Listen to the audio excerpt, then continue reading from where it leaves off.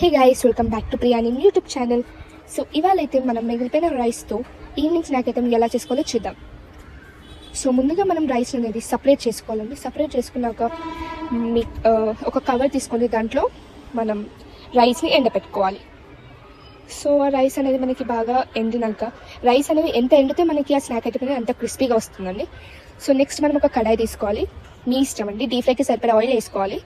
అది మీరు తీసుకున్న రైస్కి తగ్గట్టు ఆయిల్ అయితే వేసుకోవాలి.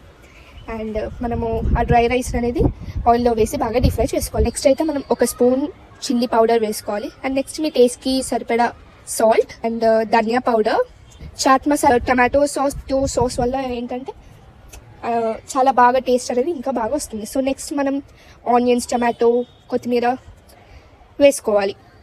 ఏవైనా స్నాక్ ఐటమ్స్ వేసుకోవచ్చు. అండ్ లెమన్ పిండుకొని కలుపుకుంటే ఇక మనకి బేలప్పుడు ఇలా చేసుకుంటే ఇదైతే చాలా టేస్ట్